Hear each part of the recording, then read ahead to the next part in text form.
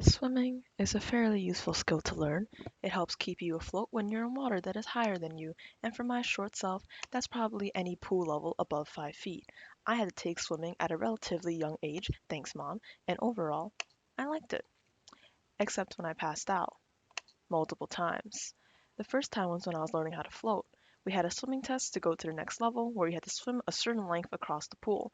Everything was going perfectly fine at first. After the test, I get out the pool and go to the locker room. I was still young enough to have my mom in the locker room with me, and she brought my towel so I could dry off and change. Except that I felt kind of dizzy. It was really cold in the locker room, and as we were walking to our stall, I shrugged off the feeling until I saw stars. My mom's over here talking about how she was filming me when I was swimming, and then I go to her and I say, Mom, I see stars. My mom is panicking, and once she sets me down on the floor, I close my eyes and I pretty much black out. I'm sure everyone's experiences are different, not like I want you to experience this, but I was fading in and out of consciousness and had some kind of like weird visions when I was out. Once my mom also slapped me, and when she saw that my eyes were open, she elevated my legs and ran outside the locker room to call the swimming teacher for help. I remember waiting and staring at the ceiling lights, just kind of contemplating life and waiting for them to come back. By that time, the other ladies in the locker room already saw me lying on the floor, and most of them had already left the room, except one lady rushed past me, and I felt an apple slice in my hand. This lady literally gave me an apple slice when she saw me passed out on the floor. I'm sure she was just concerned and assumed I fainted in starvation or something. But I'm just gonna say, if I'm tripping so much that I'm imagining like Dory from Hello Mimo, I'm not in the right mood to eat an apple slice that she just gave me. Anyways, the swimming teacher came in to check in on me, and my mom came in later holding this giant bottle of orange Gatorade she got from a vending machine. My mom later told me that when she was frantically trying to shove money into a nearby vending machine to buy Gatorade, the machine wouldn't accept her cash, and she didn't have the exact change, so this really nice security person exchanged her money to the dollar bill the machine wanted. So thank you, security guard. Anyways, after shoving orange Gatorade down my throat and me staring at the ceiling for 10 minutes lying down, I was fine. We got up and we walked back to the car, and I felt fine for the rest of the day. My mom thought that I was low on sugar, and that's why I passed out, so we just concluded that I had to rest easy when swimming and not to overexert myself too much. My exhaustion was probably also because I really wanted to pass the swimming test and practice whenever I could, which would explain why I was kind of tired before the swimming test as well, especially when I was practicing treading the water. After that incident, I could tell the swimming teacher would keep an eye on me, and I was told not to practice too much when it wasn't my turn, which was pretty fair.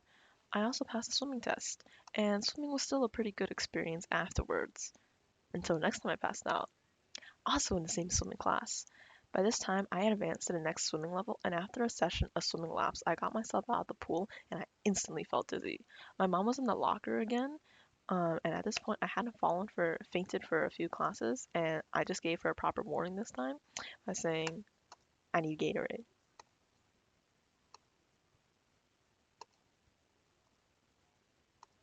I actually didn't need help from the swimming teacher this time because my mom would carry a big bottle of orange Gatorade in her bag. So once I gave her that warning, she made sure I didn't hit the floor with my face and basically slapped me awake to make me drink the Gatorade. This time I didn't pass out. I felt a little woozy, but I was fine afterwards. At this point, my mom wasn't sure if it was low sugar levels anymore because she had also made me drink orange Gatorade before swimming class too. So we just decided to go to the doctor. And the doctor was like, "Oh, it's because you're a teenager and your blood pressure levels dropped too much when you were swimming." I still don't really understand what happened, but we think it was because there's a blood pressure drop when I got out of the pool, which meant that I was okay when swimming in the pool itself. It's just that I was dizzy from the action of actually leaving the pool and standing up, which meant that I just had to exit the pool really slowly. And that was it. I passed to the third level, but once I finished, my parents didn't really want me to advance to the fourth level, which is focused on stamina and endurance training, since I already knew the basics and was prone to getting dizzy. And so I thought to myself, wow, this sure has been a crazy experience. I'll still have fun when I go to water parks and stuff, but I'm glad I don't have to swim all the time anymore.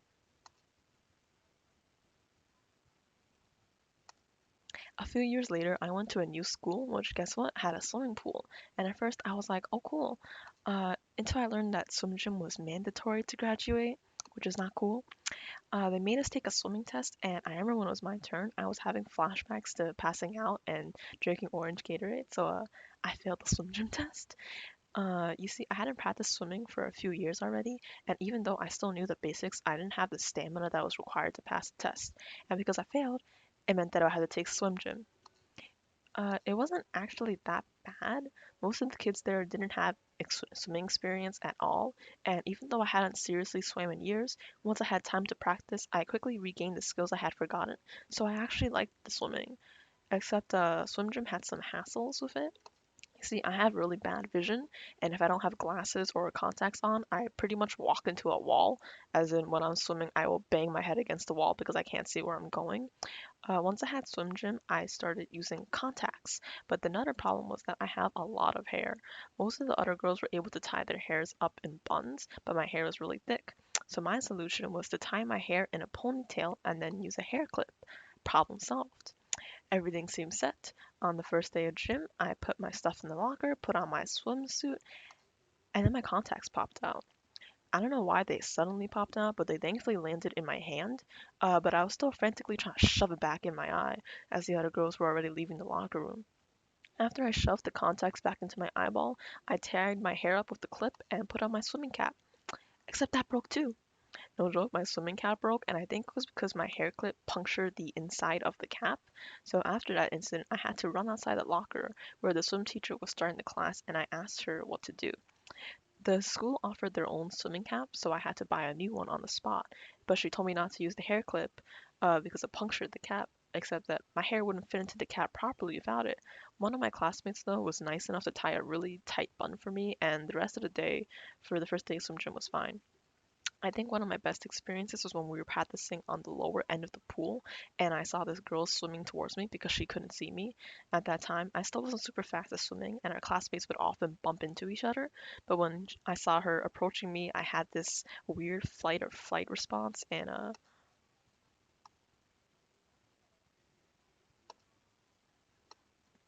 yeah, swim gym was cool afterwards. But what wasn't cool was going to the next class. Besides my backpack and my coat in the winter, I had a giant bag for my swim cap, swimsuit, cap, goggles, etc. separately so they wouldn't get wet in my backpack.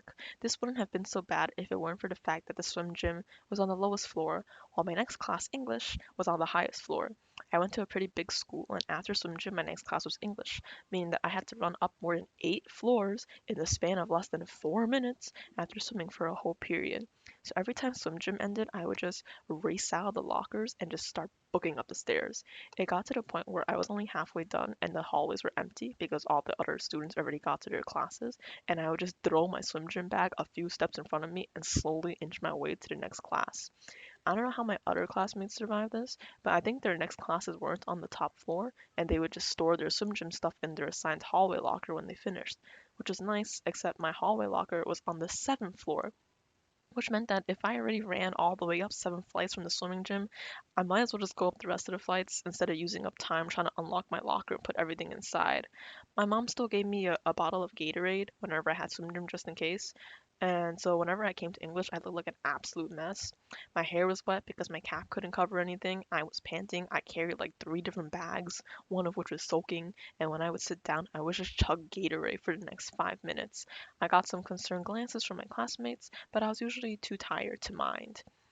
I would get kind of annoyed when my English teacher would show up late when I didn't, but she probably also suffered running from the bottom to the top floor, so I can't really blame her. One time I had to do a minutes presentation where you sum up what you did, what the class learned the day before. For my presentation, I had to bring a gift to class, like a drawing or some fun activity, and I decided to bring something for the class to eat. But I also had swim gym that day. I remember that day I carried my coat, my backpack, my swim bag, and a box of cookies up the 8 flights of stairs that day. I came in relatively on time, but it wasn't fun because I had to drink Gatorade while presenting because I was panting a lot. But I didn't have to suffer with swim gym for a whole semester because it was during that time that a certain pandemic hit and learning was remote. How did they do remote learning for swim gym afterwards? They sent us swimming videos on YouTube. My classmates would joke around that during virtual swim gym we would practice swimming in the bath or the sink. So all in all, do I like swimming? Yes, safely and in moderation. Would I want to do swim gym again? No.